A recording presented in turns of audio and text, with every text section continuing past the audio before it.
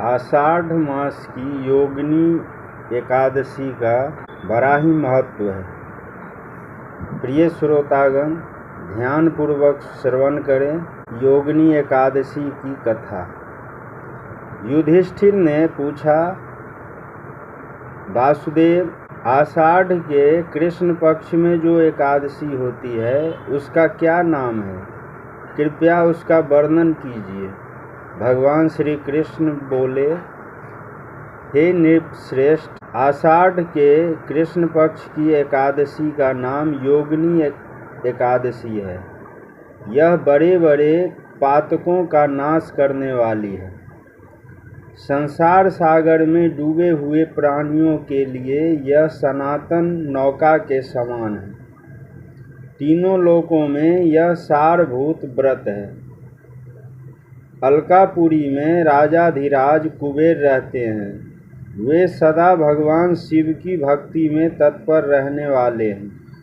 उनके हेममाली नाम वाला एक यक्ष सेवक था, जो पूजा के लिए फूल लाया करता था। हेममाली की पत्नी बड़ी सुंदरी थी। उसका नाम विशालाक्षी था। वह यक्ष कामपाश में आबद्ध होकर सदा अपनी पत्नी में आसक्त रहता था। एक दिन की बात है, हेममाली मानसरोवर से फूल लाकर अपने घर में ही ठहर गया और पत्नी के प्रेम का रसास्वादन करने लगा। अतः कुबेर के भवन में न जा सका। इधर कुबेर मंदिर में बैठकर शिव का पूजन कर रहे थे। उन्होंने दोपहर तक फूल आने की प्रतीक्षा की। जब पूजा का समय व्यतीत हो गया तो यक्षराज ने कुपित होकर सेवकों से पूछा, यक्षों, दुरात्मा हेममाली क्यों नहीं आ रहा है? इस बात का पता तो लगाओ। यक्षों ने कहा, राजन, वह तो पत्नी की कामना में आसक्त हो अपनी इच्छा के अनुसार घर में ही रमन कर रहा है। उनकी बात सुनकर कुबेर क्रोध में भर गए और तुरंत ही हेममाली को बुलवाया। देर हुई जानकर हेममाली के नेत्र भय से व्याकुल हो रहे थे। वह आकर कुबेर के सामने खड़ा हुआ। उसे देखकर कुबेर की आंखें क्रोध से लाल हो गई। वे बोले, ओ पापी, ओ दुष्ट, ओ दुराचारी, तूने भगवान की अवहेलना की है। अतः क्रोध से युक्त और अपनी उस प्रियतमा से विमुक्त होकर इस स्थान से भ्रष्ट होकर अन्यत्र चला जा। कुबेर के ऐसा कहने पर वह उस स्थान से नीचे गिर गया। उस समय उसके हृदय में महान दुख हो रहा था।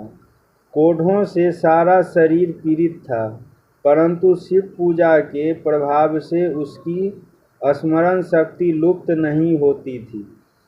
पातक से दवा होने पर भी वह अपने पूर्व कर्मों को याद रखता था। तदंतर इधर उधर घूमता हुआ वह पर्वतों में श्रेष्ठ मेरुगिरी के शिखर पर गया। वहां उसे तपस्या के पुंज मुनिवर मार्कंडे जी का दर्शन हुआ। पापकर्मा यक्ष ने दूर से ही मुनि के चरणों में प्रणाम किया। मुनिवर मार्कंडे ने उसे भय से कांपते देखकर परोपकार की इच्छा से निकट बुलवाकर कहा, तुझे कोढ़ के रोग ने कैसे दबा लिया? तू क्यों इतना अधिक निंदनीय जान पड़ता है? यक्ष बोला, मुने, मैं कुबेर का अनुचर हूँ। मेरा नाम हेममाली है। मैं प्रतिदिन मानसरोवर से फूल ले आकर शिव पूजा के समय कुबेर को दिया करता था। एक दिन पत्नी सहवास के सुख में फंस जाने के कारण मुझे समय का ज्ञान ही नहीं रहा। अतः राजाधिराज कुबेर ने कुपित होकर मुझे शाप दे दिया, जिससे मैं क्रोध से आक्रांत होकर अपनी प्रियतमा से बिछुड़ गया। मुनिश्रेष्ठ, इस समय किसी शुभ कर्म के प्रभाव से मैं आपके निकट आ पहुँचा हूँ। संतों का चित्त स्वभावतः परोपकार में लगा रहता है। यह जानकर मुझ अपराधी को कर्तव्य का उपदेश दीजिए। मार्कंडेय जी ने कहा, तुमने यहाँ सच्ची बात कही है, असत्य भाषण नहीं किया है, इसलिए मैं तुम्हें कल्याणप्रद व्रत का उपदेश करता हूँ। तुम आषाढ़ के कृष्ण पक्ष में योगिनी एकादशी का व्रत करो। इस व्रत के पुण्य से तुम्हारी कोढ़ निश्चय ही दूर हो जाएगी। भगवान श्री कृष्ण कहते हैं, ऋषि के ये वचन सुनकर हेममाली दंड की भांति मुनि के चरणों में पड़ गया।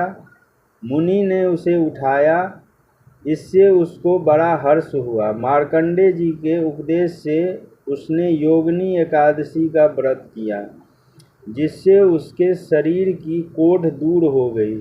मुनि के कथनानुसार उस उत्तम व्रत का अनुष्ठान करने पर वह पूर्ण सुखी हो गया। नृपश्रेष्ठ, यह योगिनी का व्रत ऐसा ही बताया गया है।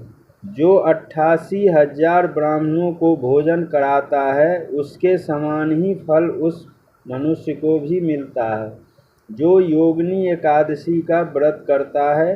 योगिनी महान पापों को शांत करने वाली और महान पुण्य फल देने वाली है।